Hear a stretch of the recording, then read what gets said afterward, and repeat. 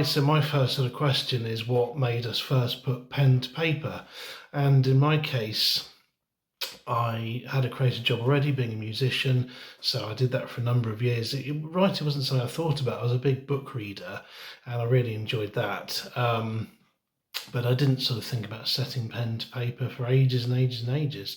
And then one day, I do a lot of driving for my job, and it's a long time on the road, and you start sort of thinking about things. And I started to think, well, what are all the stories? I drive past all these houses and drive through cities late at night. There's a lot of stories going on. And I started to think about, sort of fashioning some sort of story. And the first novel I wrote wasn't, it was the first novel can always be a bit dodgy.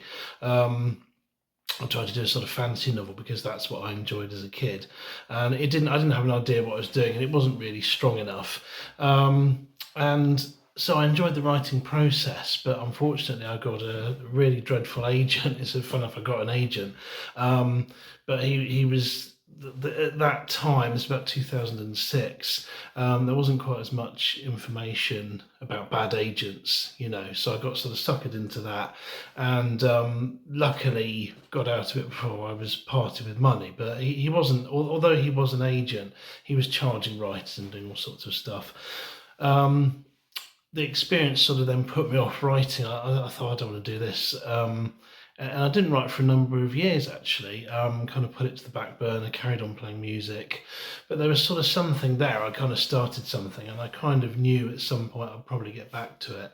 And going back to, I don't know, say this was now, we'll go to like 2018, I think it was.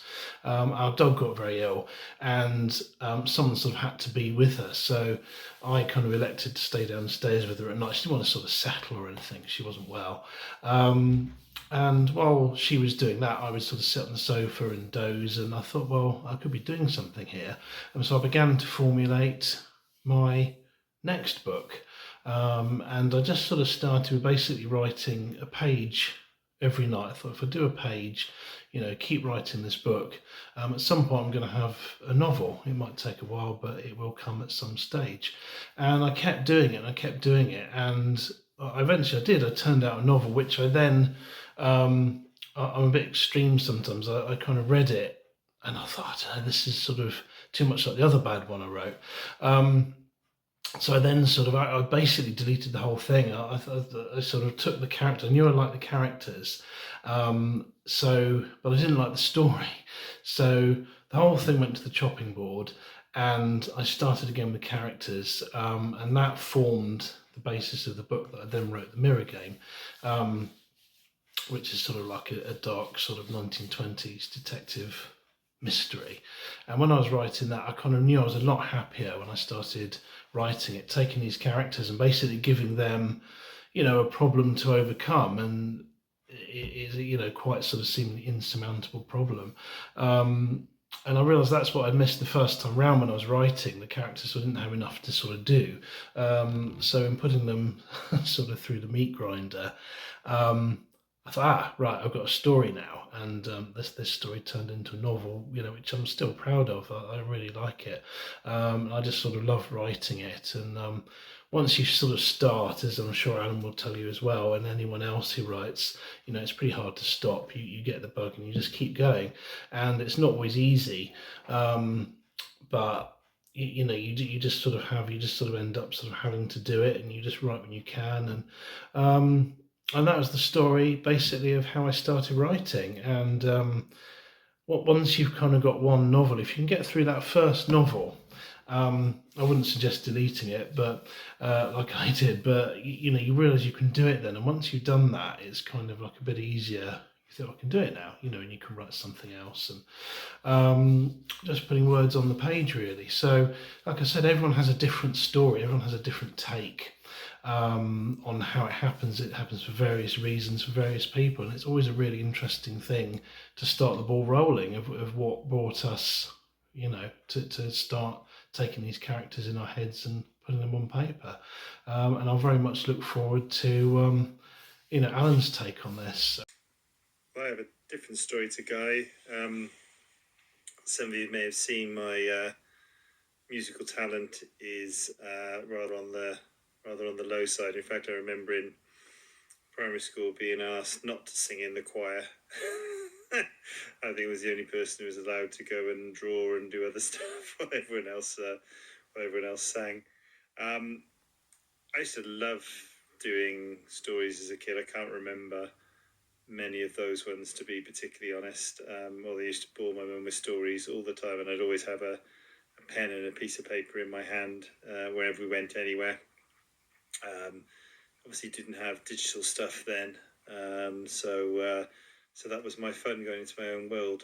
The first thing I remember writing, though, that was of any significance was when I was 13 in school. In fact, I found it here actually. It was a story called The Voice, about a man who ends up taking his own life, seemingly prompted to do so by some malevolent spirit in the flat that he lives in. Although there are some very strong themes around, sort of alcohol dependency, potentially suicide, depression. not not much you'd expect a 13-year-old kid to be kind of writing about, really. In fact, I seem to remember being taken aside by my teacher at the time, and she asked, did you really write that? I was a bit surprised. I was like, yeah. I think the lots of grammatical errors and other things kind of indicated it was my own work. I think if it'd been perfect grammar and stuff, I think she might have thought differently. But yeah, that led on to loads of other stories that I wrote, much more fantastical. Some about killer false teeth, some inspired by films, and I think a very embarrassing story about some sort of love story, which I would be very embarrassed if that ever found the light of day. I think that's been lost. Thank God. I think inspired by kind of probably Karate Kid kind of story, I think. And then the school system kicked in, and not in a good way, very, very practical. I remember talking to the careers advisor or what to do, and they were quite disparaging about, doing anything which involved anything artistic. And I really love writing, but, and that's why I ended up going down a kind of career path, doing a law degree.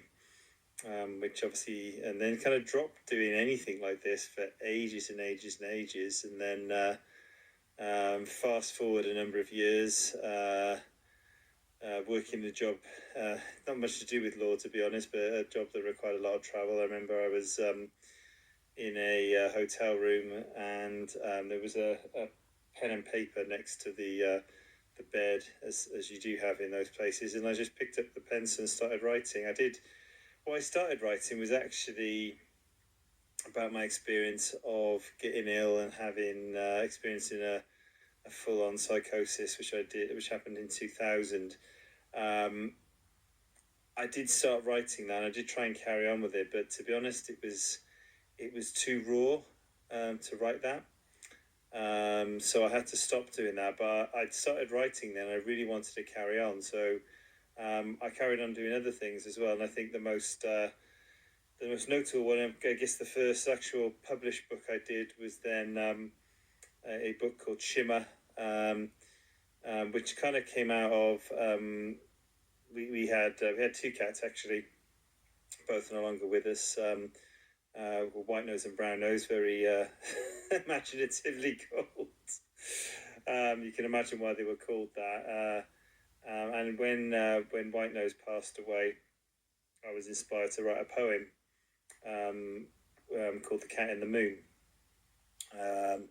And I thought that's part of the grieving process, and I thought, that's something I needed to do. But in fact, I had more to write, and The Cat in the Moon developed into a full-blown story called Shimmer, where the cat, called the titular cat in that book, and the main character looked exactly like White Nose, and And I think that's the same with a lot of books. Actually, they kind of get inspired by life events. There's probably loads more I could talk about, but in the interest of how long people's attention spans are, I think I'll stop there, and I'm sure we'll come on to some more topics as we carry on with the Uncovered series.